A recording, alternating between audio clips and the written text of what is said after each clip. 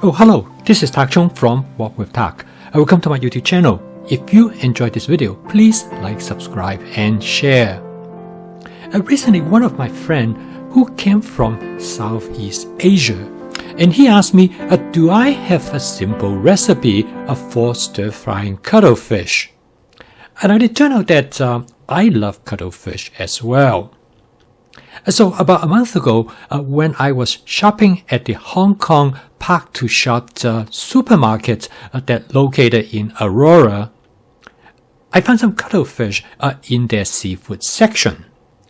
I bought about 1 pound, and after I got them home, I freeze them in 3 separate Ziploc bags so I can divide them into 3 meals. And this is the second batch that I cooked, and it turned out really well. So I decided I'm going to make a video of this and show this to my friend. A template-based cooking is a primary attribute of my fast cooking system. And by using a basic template, I can make substitutions to cook novel ingredients such as this cuttlefish. So I took my basic stir-fry shrimp template and used it as a foundation to cook this cuttlefish stir-fry dish. Obviously, cuttlefish is not quite the same as shrimp, so I make modifications to accommodate it. This cuttlefish is referred to as baby cuttlefish. They already come and pre-washed. All I have to do is to rinse them, and they are ready to be cooked. I'm going to use the same basic template to cook the cuttlefish as I would have cooked shrimp or other fish. I'm going to coat the cuttlefish with a thin layer of cornstarch. It will keep the inside of the cuttlefish moist and tender. Cuttlefish is already great in flavor, so I'm not going to add any other seasoning agents. I'm going to use a pair of chopsticks to mix the cuttlefish well with the cornstarch.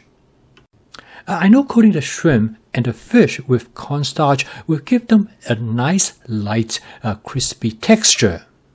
And I believe that it will work for the cuttlefish as well. After the cuttlefish is evenly coated with cornstarch, I am ready to cook.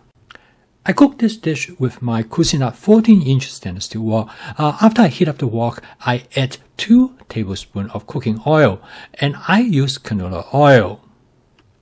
You can use any cooking oil of your personal preference as long as it has a high smoking point. I'm going to season the wok with my spot seasoning method, which is simply by heating the wok until the oil starts to smoke gently. And then you turn down the heat until it smokes for another 15 seconds. You can take a look at this video to learn more about this seasoning method. I turn the heat back to high before I add 1 tablespoon of fermented black soybean. This will give the dish a light, smoky flavor. You can take a look at this video to learn more about this fermented black soybean. I'm going to saute the fermented black soybean for about 20 seconds. And then I add the cuttlefish to the wok.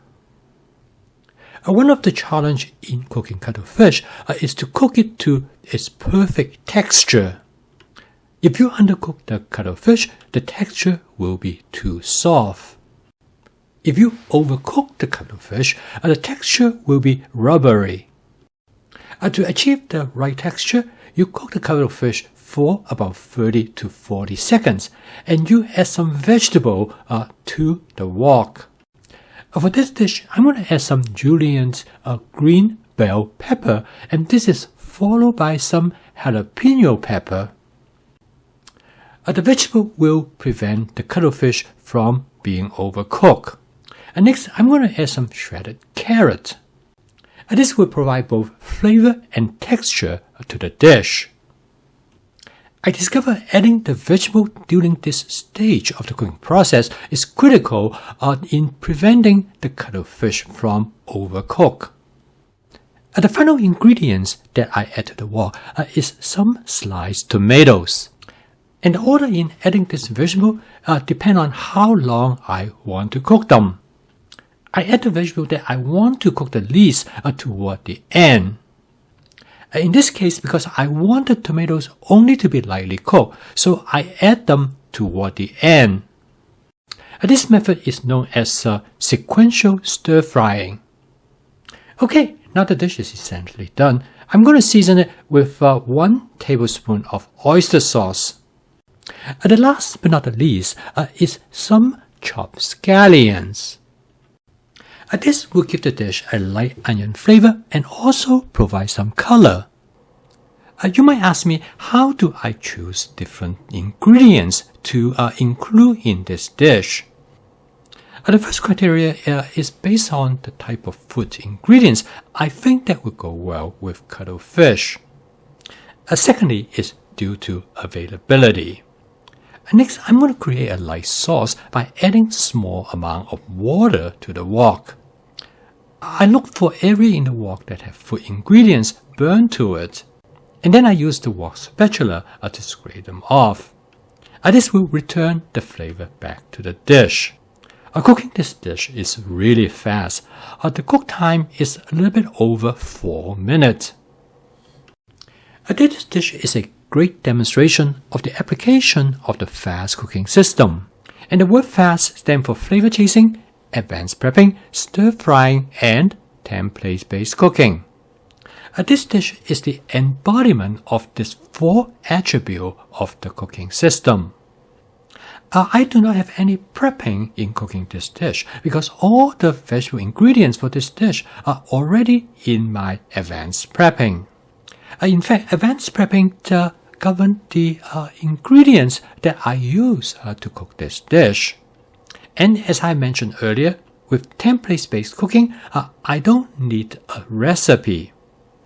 Together, these 4 attributes make home cooking practical, efficient, creative, and fun. I post a video each day to introduce as well as to help you to adopt the fast cooking system. If you would like to learn more about the fast cooking system, please subscribe to my YouTube channel. So keep on cooking. I will see you tomorrow.